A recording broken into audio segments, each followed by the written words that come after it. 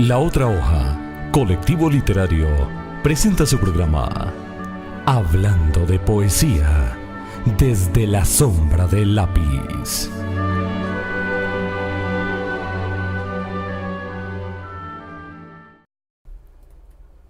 Saludos para quienes se conectan a segunda hora en expresionestereo.com, la radio que te acompaña en nuestro programa Hablando de Poesía desde la sombra del lápiz.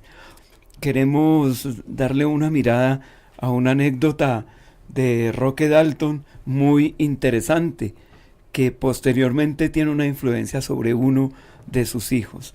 ¿Cómo es esta anécdota, Carlos, que le ocurre a Roque Dalton? Sucede que entre tantas persecuciones que hubo a Roque Dalton en El Salvador, un día cuenta a su hijo, iba con él de brazos y tenía 4 años, pero es un recuerdo tan fuerte que no se le ha podido borrar de su mente. Entonces lo llevaba Roque, no recuerdo el nombre del hijo, lo llevaba en los brazos y de repente vio que la guardia aparecía en la esquina siguiente. Entonces él dijo: ¿qué hago con mi hijo? El dolor de saber, no tanto de que lo tomaran preso, sino saber qué van a hacer con su hijo después. Probablemente se desaparece o alguna cosa de esas. Entonces él se devolvió a la esquina siguiente y había un teatro donde estaban presentando una película de los Beatles. No sé cuál sería, de pronto Submarino Amarillo, Yellow Submarine, o alguna otra, era de los Beatles. Sí. Entonces él entra al teatro con el niño de brazos y fue tan fuerte la impresión que en el hijo que duró toda la vida. Hoy en día él es cineasta para poder evadir a la guardia municipal. Se metió al teatro y eso le marcó la vida a su hijo. Entonces continuamos con Roque Dalton. En el país caribeño de Cuba trabajó en Radio Habana Cuba, Casa de las Américas y en la Unión de Escritores y Artistas de Cuba. Por su amistad con Fayad Hamiz, colaboró en el periódico Hoy y también publicó la obra El Mar en la editorial La Tertulia. También se dio tiempo para relacionarse con los trabajadores de la zafra cubana. El mexicano Heraclio Cepeda, quien conoció en ese tiempo, le describía de esta forma, Carlos. Esta primera larga estancia en Cuba fue para Roque Dalton una viva academia. Aprendió e inventó muy diferentes áreas del interés humano. Es, sin duda, el hombre más vital que yo haya conocido, gran poeta y excelente centro delantero en el fútbol, serio, estudioso de materias militares y excelente bailarín de mambos, cuidadoso investigador de historia y bebedor de trago largo y risa pronta en los sitios más inauditos de La Habana, comentarista de muy serios asuntos en la radio y dueño de la más amplia colección de cuentos para reír que yo recuerde. Y tenemos un mensaje a esta hora de la familia Gómez Barrios. Dice: estamos escuchando el programa. Gracias por el saludo a nuestra familia y felicitaciones al nuevo graduando. Nelson, ahí le mandan saludos. Muchísimas gracias. Y le auguran muchos éxitos en esa nueva carrera. Roque Dalton intentó varias veces el premio Casa de las Américas. En 1963 ganó una mención honorífica con el poemario El turno del ofendido y salió a la luz su monografía El Salvador. Además conoció en Cuba a su hermana por parte de su padre, Margarita Dalton. El poemario El turno del ofendido se abre con un poema sin título, que es toda una declaración de intenciones. Sin título. Me habéis golpeado, azotando la cruel mano en el rostro, desnudo y casto como una flor donde amanece la primavera. Me habéis encarcelado aún más con vuestros ojos iracundos, muriéndose de frío mi corazón bajo el torrente del odio. Habéis despreciado mi amor, os reísteis de su pequeño regalo ruboroso, sin querer entender los laberintos de mi ternura. Ahora es la hora de mi turno, el turno del ofendido, por años silencioso a pesar de los gritos, callad, callad, oíd. Bien, y en este tercer retorno a El Salvador en 1964, volvió a caer en una prisión el 4 de septiembre de ese año mientras departía en un bar con otros amigos.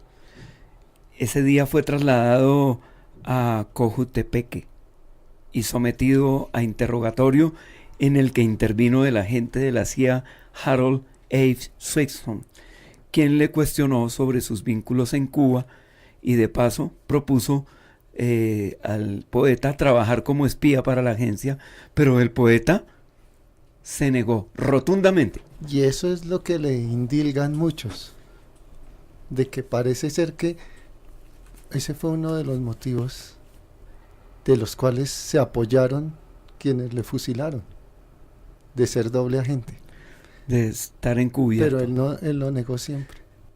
Bueno, y aquí dice... Este poema, antes de leerlo, es tal vez uno de los más importantes de Roque Dalton y más conocidos de él. Cuando sepas que he muerto, no pronuncies mi nombre, porque se detendrá la muerte y el reposo. Tu voz, que es la campana de los 5 sentidos, sería el tenue faro buscado por mi niebla. Cuando sepas que he muerto, di sílabas extrañas, pronuncia flor, abeja, lágrima, pan, tormenta. No dejes que tus labios hallen mis 11 letras. Tengo sueño, he amado, he ganado el silencio. No pronuncies mi nombre cuando sepas que he muerto. Desde la oscura tierra vendría por tu voz. No pronuncies mi nombre, no pronuncies mi nombre cuando sepas que he muerto. No pronuncies mi nombre.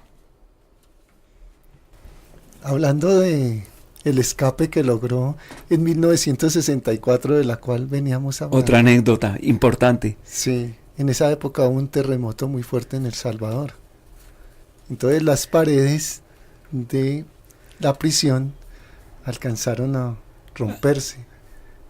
Y él ayudó pues, a acabar de terminar de tumbarlo y se escapó por uno de esos resquicios que quedaban en la pared. Viaja a Guatemala, donde fue atrapado por agentes de seguridad de ese país, quienes le trasladaron a la frontera con México, donde casi en harapos también fue sometido a un interrogatorio. Al lograr retornar a Cuba, fungió como parte del Consejo de Colaboración de nuevo de la Casa de las Américas. Y en la década de los 60, Centroamérica estaba revuelto, totalmente revuelto. Todos los países estaban en pugna interior, ¿no? Eso tal vez tuvo muchos efectos de pobreza que hoy en día todavía se ven en estos países centroamericanos. Que todavía se viven, se sienten.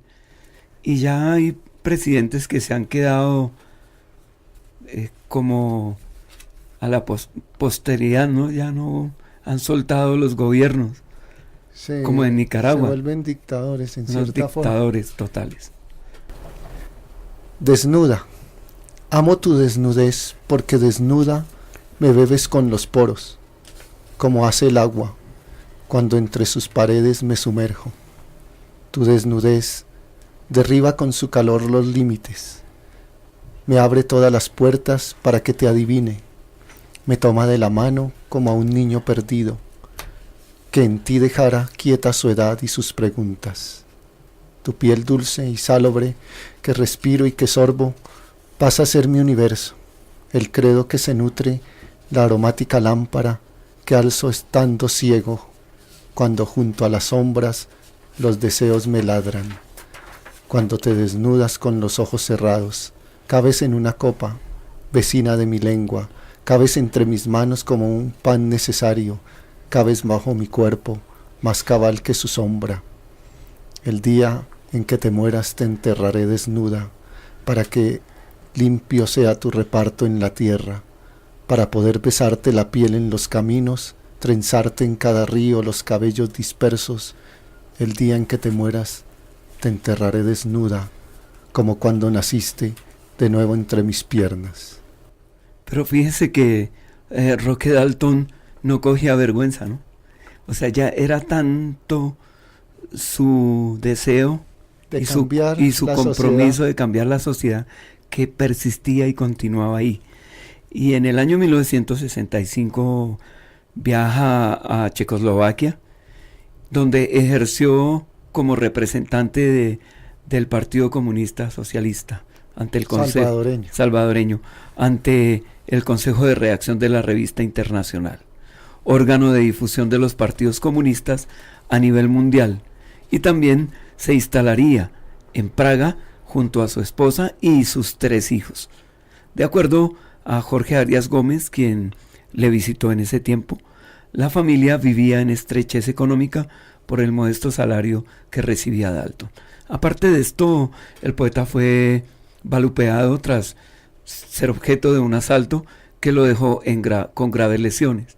Parece que no hubo descanso en la vida de este poeta. Terrible. Fuera de las cárceles, los golpes, las torturas. Y lo de la retina, su desviación del tabique. Como que era muy promisorio el tico que le lanzó el ladrillazo, porque tenía ahí lo marcó. Lo dejó marcado para siempre. Así es de que jamás, Carlos, le demos la espalda a un tico. Después de un penalti. Bueno, aunque yo jugué con un tico, con Ulises Alpizar, el profesional de Costa Rica. Ya cuando él tenía 65 años, en un equipo que se llamaba Los Profesionales aquí en Bogotá. Ya cuando volvamos a un equipo de fútbol será en otro lugar, en otra vida. Otra dimensión, porque ya... Y bueno, Carlos, ¿se acuerda de sus 27 años? Dicen que los 27 años en la vida de uno es conflictiva, en la del hombre, ¿no? Esa época. ¿Ah? Creo que fue la época en que estaba enfermo mi hermano. Bueno. Para 1969 su libro Taberna y otros lugares, el más celebrado por los críticos de su obra, ganó el premio, por fin, Casa de las Américas. Para este tiempo había cambiado su admiración por Miguel Ángel Asturias. Asturias, quien hablábamos, ¿no? El escritor. Al acusarlo de traición. Del señor presidente, el que empezaba su libro, Alumbra, lumbre de alumbre, sobre la podredumbre. Entonces lo acusaban de traición junto a otros intelectuales de izquierda por haber aceptado el cargo de embajador durante el gobierno de Julio César Méndez Montenegro. Dice Roque Dalton, 27 años. Es una cosa seria tener 27 años. En realidad, es una de las cosas más serias. En derredor se mueren los amigos de la infancia ahogada y empieza a dudar uno de su inmortalidad. Y la vida intelectual en la isla de Cuba se volvió más intensa. Vivía en el barrio El Vedado de la ciudad de La Habana, cerca a la sede de la Casa de las Américas. En esos años logró terminar su obra, un libro rojo para Lenin y las historias prohibidas de Pulgarcito. Sin embargo, crecía el dilema personal de incorporarse al proceso revolucionario de su país o dedicarse a un trabajo literario serio. Este nombre de Pulgarcito viene del país, precisamente por ser Salvador un país pequeño. Pequeño. ¿Cómo dice ese poema? Límites. Bueno, límites. Lengua tejida que matará cada trampa, iluminando vasos terrenales, pero jamás la leve audacia, los fervores del íngrimo, porque primero fue la danza borradora de cautelas claras como redes, y ahora será solo el enigma, la simple maravilla que juega y juega. Oír a Gounod sentado entre las ratas no puede ser una señal. Todo lo que es vértigo sanable, verdad abierta del incrédulo, margen. estilo de ir en huesos hasta el punto que ya borraron los cuchillos. Llanura en el horizonte quedó atrás. Todo, al final, para mejor compartir el polvo. En 1970 crece ya su decisión de integrarse a la lucha armada en El Salvador.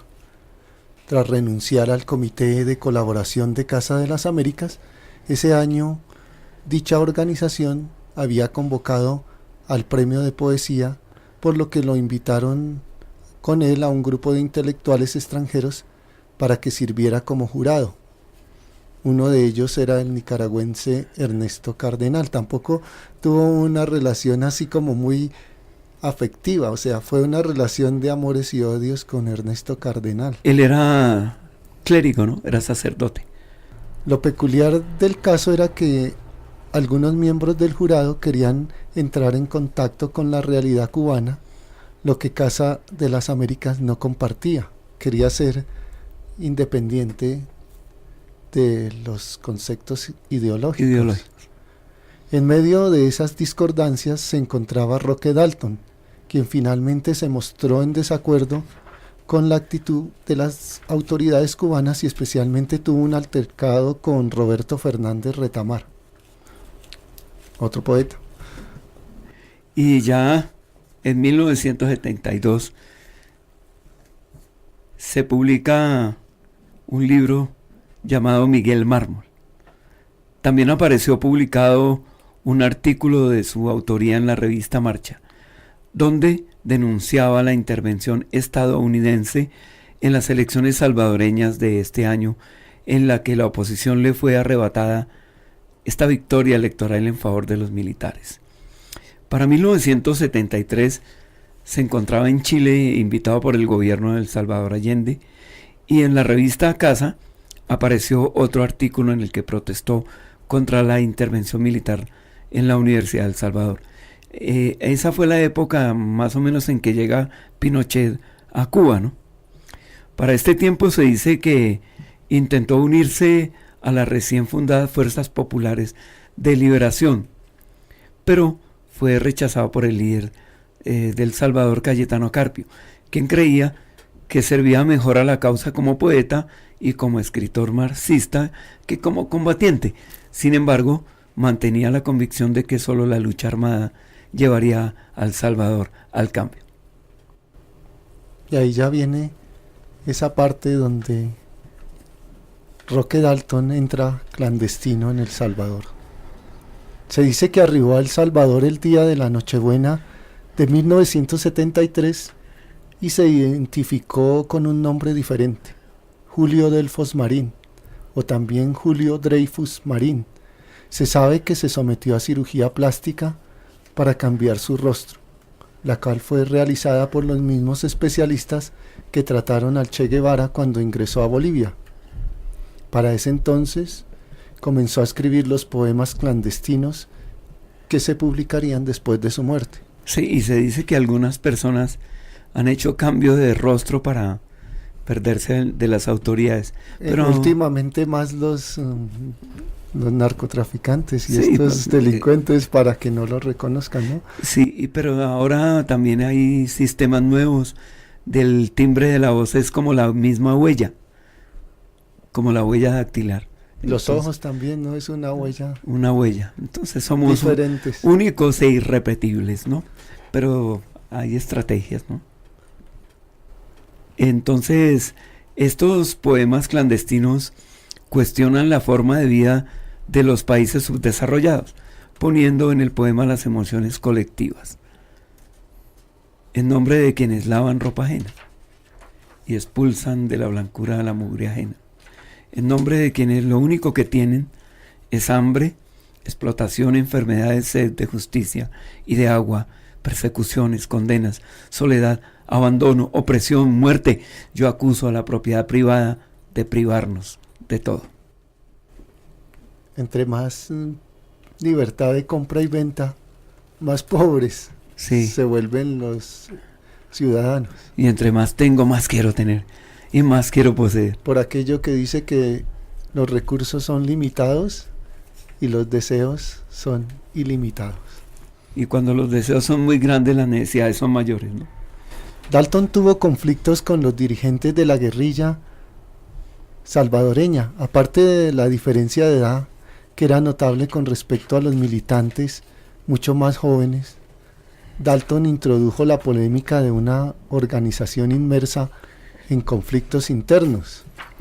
Por documentos posteriores dados a conocer por el ERP, tras su muerte se reveló la lucha entre la tendencia denominada como burocrática al mando de pequeños burgueses pensantes, lo que ya habíamos hablado, representados por el mismo Dalton, que se oponía a la tendencia operativa, encabezada por Rivas Mira, que ponía más énfasis en la conducción militar.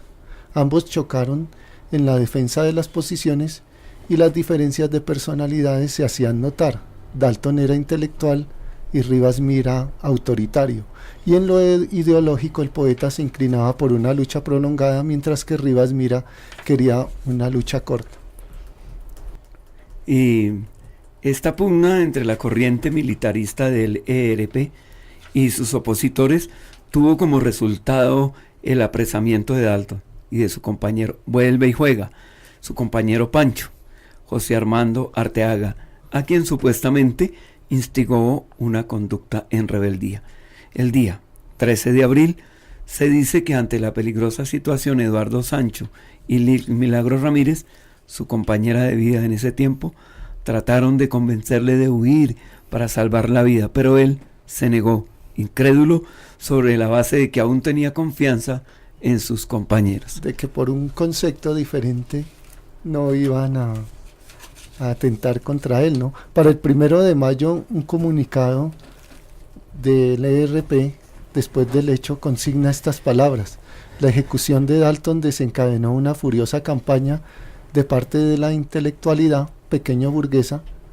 Piensan colocarse ellos como un sector a través de la bandera de Dalton, poeta y escritor, ya que quieren volverlo un héroe de verdad, y quien fue víctima de su propia muerte. Eso es lo que dice ahí.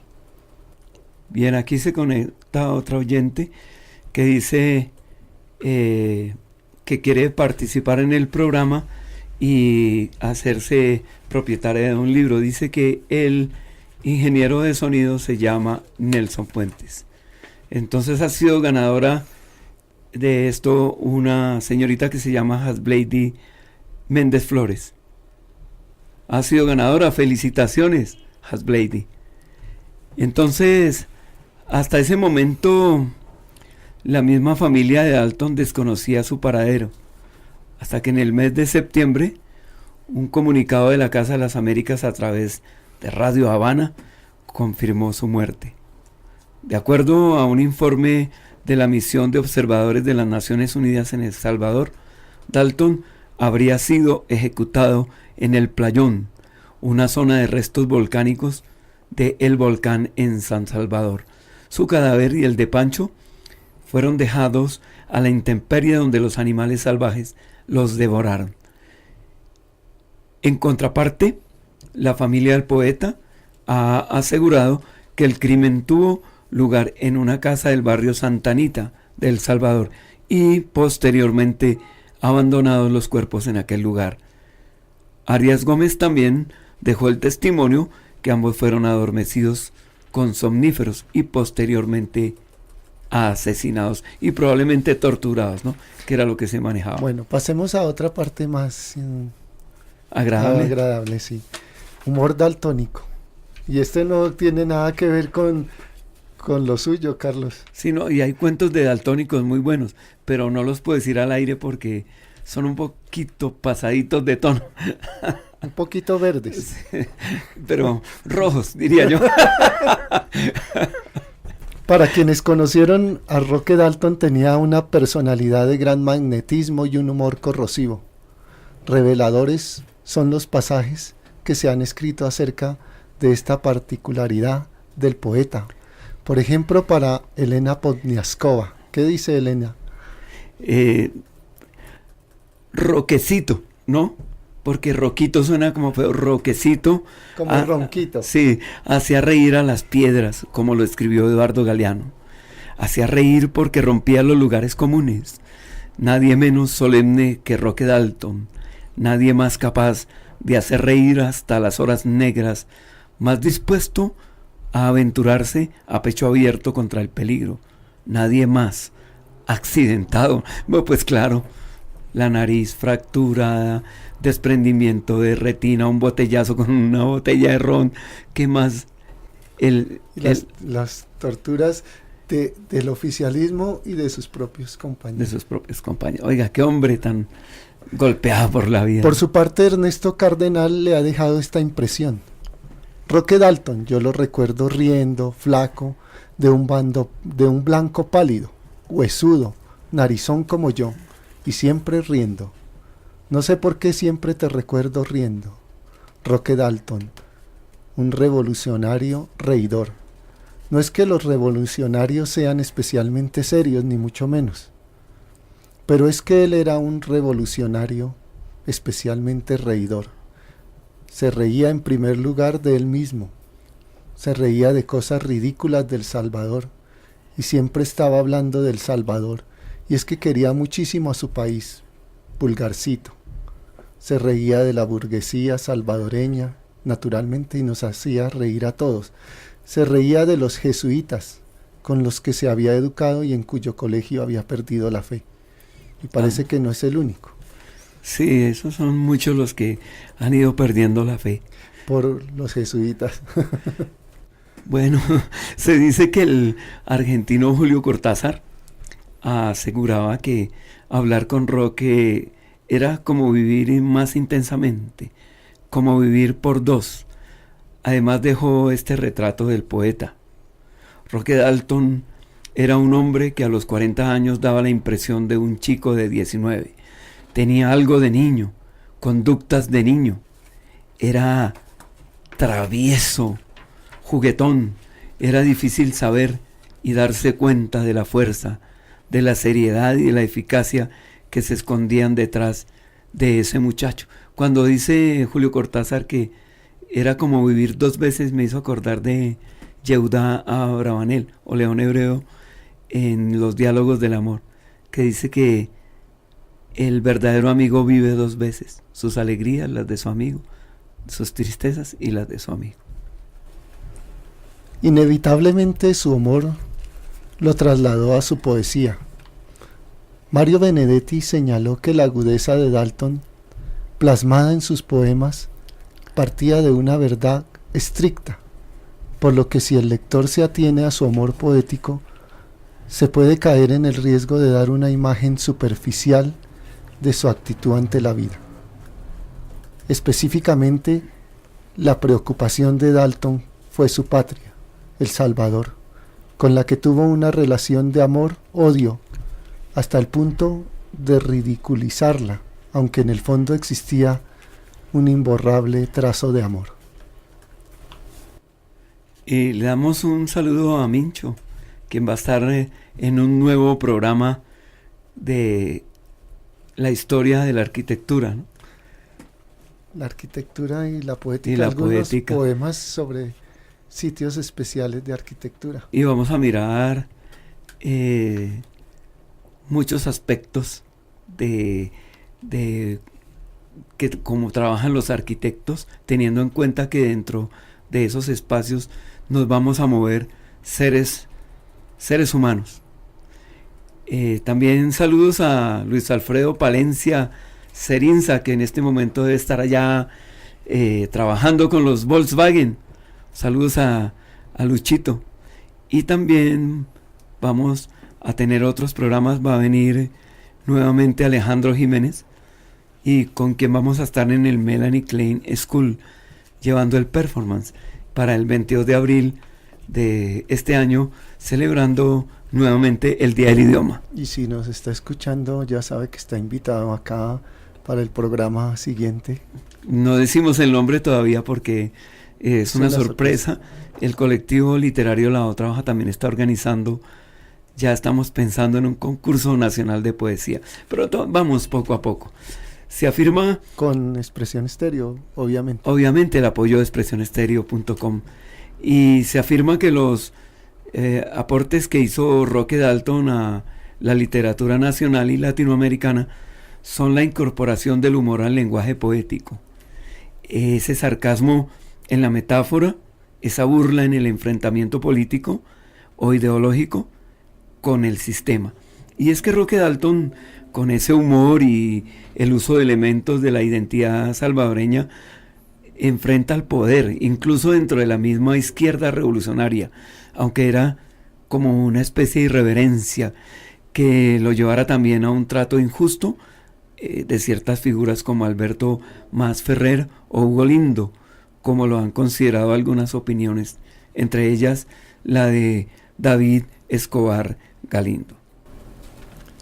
No obstante, por ese humor implacable para señalar y reír de los terribles que él mismo llama, entre comillas, papas ideológicos, le fue difícil su militancia política, independientemente o sobre todo de que la tradición de rechazo a los intelectuales viniera desde la fundación de las organizaciones revolucionarias que luego le darían muerte. Sí. O sea, era lo que más le extrañaba, que la misma militancia, por el solo hecho de ser intelectual, fuera considerado como alguien ajeno a lo de ellos. Claro, y por eso fue que escogimos a Luis Melgar Brizuela, que hace el estudio de Roque Dalton. Por eso lo resaltamos y lo tenemos dentro de la bibliografía que escogimos para este trabajo. Roque Dalton es un reto mayúsculo, lo dice Brizuela, por lo amplio y desigual de su obra.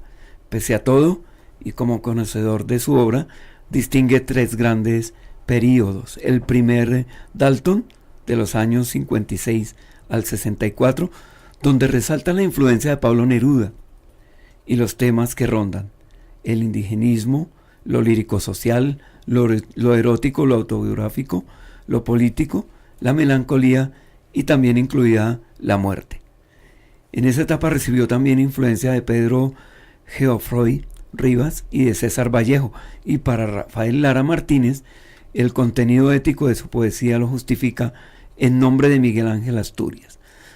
Estos trabajos representativos son La ventana en el rostro, El turno del ofendido y Los testimonios. Después, más adelante, nos dice que hay una segunda etapa, el segundo Dalton, entre 1965 y 1971. Es el periodo de plenitud poética con versos libres más desbordados y prosaicos. Existía predominio de la ironía, la metonimia y la antítesis, y se caracterizaba por el humor, la autoburla, la irreverencia, la crítica dura, el erotismo y el sentido sacrificial que el poeta prevé para sí mismo, así como el conflicto interno entre el cristianismo y el marxismo. Coincide con su etapa más intensa de militante y de escritor, con la ruptura con el Partido Comunista Salvadoreño y Casa de las Américas. Aquí sus ideas son más radicales, pues la lucha armada es la única opción para hacer realidad el proyecto socialista en Latinoamérica. Obras de estos años son Taberna y otros lugares, El amor me cae más mal que la primavera, Un libro levemente odioso y Los hongos. Para Lara Martínez, ya con el turno del ofendido, Dalton había renegado de su pasado nerudiano y se hace parte del credo poético de César Vallejo. Bueno, es una forma de comenzar, ¿no? Y uno tampoco puede luego despotricar del poeta que lo inició en los caminos de la escritura. Aquí puedo hacerle una pregunta. Hoy en día que está trabajando el segundo libro de poesía, ¿cree que el primero podría ser mejor? ¿Que el segundo? No, que el primero que hizo podría haber sido mejor. Ah, claro, por supuesto. Todo poeta piensa lo mismo. Por supuesto, porque hemos ido avanzando en los talleres y me doy cuenta de que había podido dedicarle más tiempo a otras cosas y no afanarme tanto en la edición. Pero estamos ahora mejorando en esta segunda edición. Y ya nos estamos acercando al final de nuestro programa con el tercer Dalton. Un Dalton diferente, un Dalton con mayor radicalidad política, con un retorno al verso libre convencional, de mayor narratividad y teatralidad media, y una preocupación mayor por el testimonialismo, en cierto énfasis en la cultura nacional popular, por esos tiempos, ¿no? Aunque pierde sus valores estéticos por exceso de ideología y de pragmatismo político. De esta época son los poemarios Un libro rojo para Lenin, Las historias prohibidas de Pulgarcito y poemas clandestinos. Aquí ya entramos en una disertación. Se han entregado 2 libros. Pueden marcar todavía en estos últimos 5 minutos al 310-750-5682 la línea de expresión estéreo.com, la radio que te acompaña. Quería hacerle una pregunta a Carlos.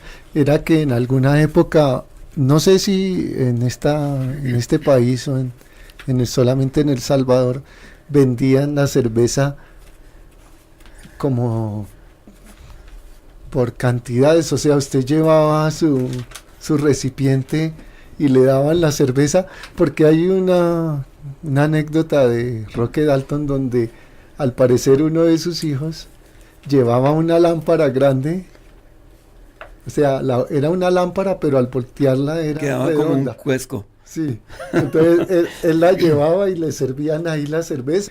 Entonces dice el niño, yo venía con el recipiente para llevárselo a Roque, iba sorbiendo la espuma. Y es así que emborracha, Carlos. La espuma, es así. Llegaba borrachito, sí, el niño. Sorber esa espuma es... Cosa que hoy no se puede hacer porque no le venden a los jóvenes. A los menores de edad, ¿no? No les venden nada. Sí, y en los almacenes de cadena ya le venden a usted el barril de cerveza. Se lo puede llevar. El barrilito completo. Apenas. Sí, y con la llavecita llave para servírsela y todo eso, y que le salga espumosa, sí. Entonces, pero bueno, la cerveza, Carlos, está prohibida para mí. Ya no puedo probar. No me diga eso, Carlos. Sí, tendría que ser una ocasión muy, pero muy, muy especial, que nos ganáramos un premio grande de poesía. Brindaríamos con un whiskycito de los más finos. Es que el celular, por estar hablando y siguiendo, no, le dio otra vez y empezó a reiniciarme el sistema, y parece que se me perdieron unos mensajes. Dice, actualizando Android, optimizando la aplicación 31 al 40. Parece que no va a llegar al 40. Pero le agradecemos especialmente a Nelson Puentes, y de paso lo felicitamos por su graduación el viernes, por este servicio que nos está prestando. Gracias, Nelson Puentes. No, lo hago con mucho cariño. Obviamente la idea es apoyarlos y aprender mucho más también de ustedes. A los oyentes que han participado y que nos han mandado esos mensajes que nos dan fuerza para continuar con esta tarea, ¿cierto, Carlos? Que no es nada fácil. Que no es nada fácil y que... Porque la investigación es compleja, porque el trabajo de campo es complejo, porque hay que hacer videos, hay que hacer audios. Y porque para ya... después subirlos a nuestra página en YouTube, La Otra Hoja Colectivo Literario, también en Google Más, La Otra Hoja Colectivo Literario, y en Facebook, La Otra Hoja Colectivo Y es pesado también porque ya tenemos 5 posibles invitados. Y decimos 5 posibles porque algo se les puede presentar y no poder asistir. Están los invitados, pero a veces las circunstancias no permiten. Como le dije yo, el trabajo, las ocupaciones, son personas que tienen muchas ocupaciones, personas interesantes que han hecho una propuesta poética, pero yo lo decía, hay que esperar a que el invitado madure, o sea, la invitación madure. Y el invitado llegue en que se concreta. cuando tiene que llegar, ¿no, Carlos? Entonces, aquí, con estas palabras, terminamos nuestro programa de hoy en expresionestereo.com. La radio que te acompaña. Los dejamos con el lado B.